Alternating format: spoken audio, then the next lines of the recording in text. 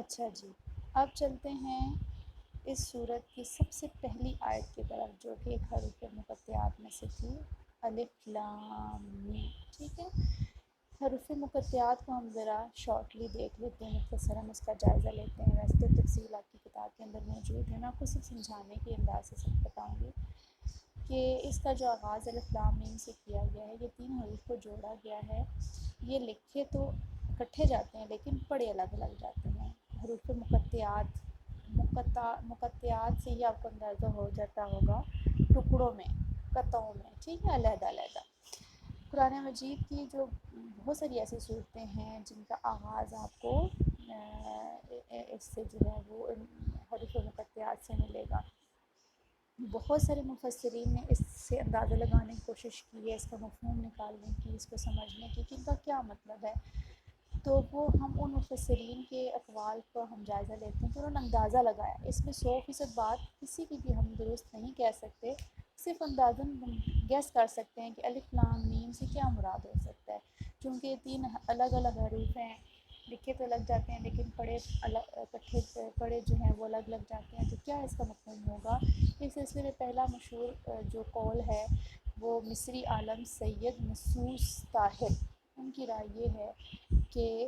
ان حروف میں ابجد کے حساب سے تعداد آیات بتائی گئی ہے۔ حروف ابجد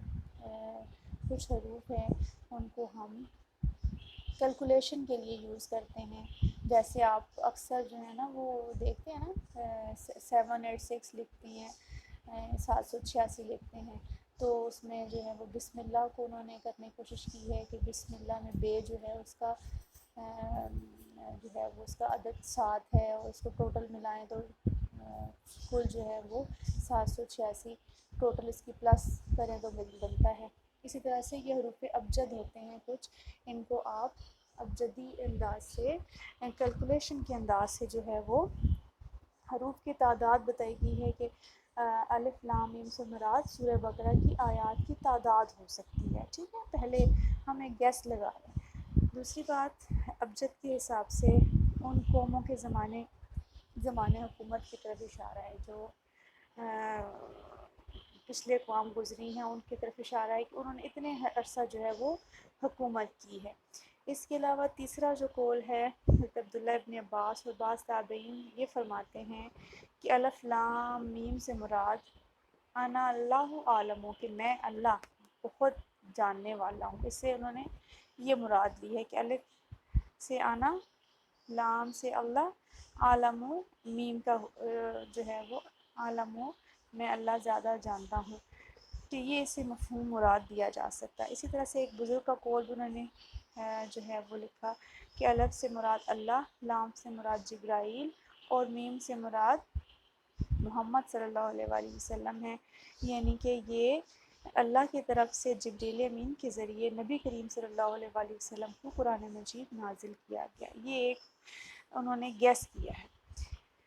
تو یہ بھی ہمیں یہ ساری چیزیں جس سے ہم کو مفہوم نہیں نکال سکتے، یہ بھی ہمیں پتہ چلتا ہے کہ قرآن عاجز کر دینے والی کتاب ہے۔ اس کی اعجاز القرآن کی طرف ہمیں اشارہ ملتا ہے کہ قرآن ایک ایسی کتاب ہے جو ہمیں بعض چیزوں میں عاجز کر دیتی ہے کہ جس کا مفہوم ہم جس کو ہم تخلیق نہیں کر سکتے، جس کو ہم بنا نہیں سکتے، جس کا ہم مفہوم نہیں اخذ کر سکتے، الا یہ کہ اللہ تعالیٰ میں خود اس کا علم جب تک نہیں دیتے۔ تو چونکہ ہمیں اس بارے میں کوئی قرآنی آیت، کوئی حدیث وضاحت نہیں کرتی، تو اس کا مطلب یہ ہے کہ ایک ایسی غیر ضروری چیز تھی کہ جس سے ہمارا علم حاصل ہونا کو بہت زیادہ ضروری نہیں تھا۔ اگر ضروری ہوتا تو ضروری طور پر نبی کریم صلی اللہ علیہ وآلہ وسلم ہمیں اس بارے میں بتا دیتے کہ اس کا مفہوم کیا ہے۔ تو جو چیز ہمارے کنسرن کی نہیں ہے، جس سے ہمارا مطلب نہیں ہے، کوئی ہدایت کی بات نہیں ہے، تو اس چیز کو چھوڑ کے بس آگے چلتے جائیں۔ ٹھیک ہے، اس سلسلے میں سب سے اہم جو پوائنٹ سید ابو الاعلیٰ رحمۃ اللہ جو ہیں مودودی صاحب، ان کی تفہیم القرآن میں ایک چیز جو ہے وہ رقم کی گئی ہے کہ حروف مقطعات کا جو انہوں نے اندازہ لگایا وہ بہت زیادہ قریب لگتا ہے کہ ہاں یہی مفہوم ہوگا حروف مقطعات کا۔ وہ یہ کہتے ہیں کہ یہ حروف مقطعات قرآن مجید کی بعض صورتوں کے آغاز میں پائے جاتے ہیں۔ جس زمانہ میں قرآن مجید نازل ہوا اس کے طرز بیان میں اس طرح کے حروف مقطعات کا استعمال عام طور پر معروف تھا، یعنی کہ جو بڑے اس وقت کے شاعر ہوتے تھے، خطیب ہوتے تھے، اس اسلوب سے کام لیتے تھے۔ چنانچہ اب بھی کلام جاہلیت کے جو نمونے محفوظ ہیں ان میں اس کی مثالیں ہمیں ملتی ہیں۔ اس عام استعمال کی وجہ سے یہ حروف عام طور پر جانے پہچانے جاتے تھے۔ یہی وجہ ہے کہ قرآن مجید کے خلاف نبی کریم صلی اللہ علیہ وآلہ وسلم کے ہم عصر مخالفین میں سے کسی نے بھی یہ جو ہے وہ اندازہ نہیں کیا کہ یہ بے معنی حروف کیسے ہیں، جو اعتراض نہیں کیا کہ یہ بے معنی حروف کیسے ہیں جو تم بعض صورتوں کے ابتدا میں بولتے ہو۔ یعنی اگر ان کو یہ چیز نہیں لگتی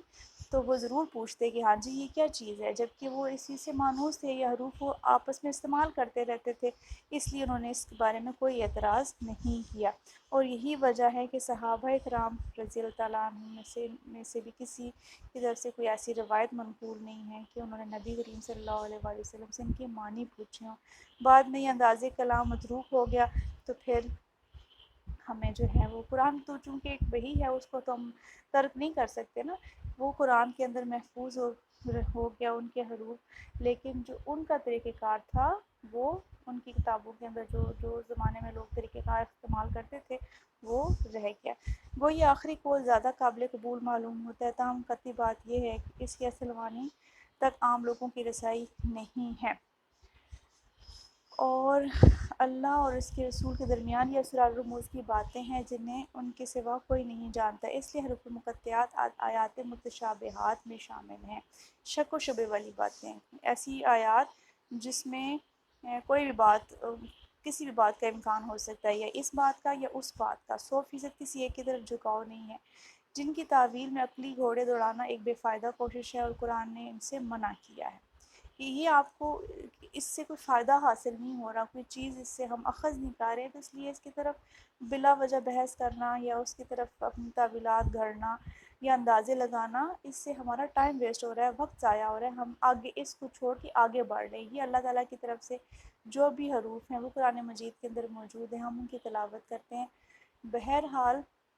اس کا مفہوم کیا ہے، اس سے ہمیں کوئی لینا دینا نہیں ہونا چاہیے، کوئی سروکار نہیں ہونا چاہیے۔ یہ اگر کوئی ضروری بات ہوتی تو یقیناً نبی کریم صلی اللہ علیہ وآلہ وسلم ہمیں سمجھا دیتے، چونکہ نہیں ہے اس لیے آپ صلی اللہ علیہ وآلہ وسلم نے نہیں بتایا، اس لیے ان کو چھوڑیں، آگے جو اہم باتیں ہیں ان کی طرف توجہ دیں۔ آگے ہم ہدایت کی باتیں کریں گے، متقین کی باتیں کریں گے، تو یہ ایک زیادہ قابل قدر بات ہوگی۔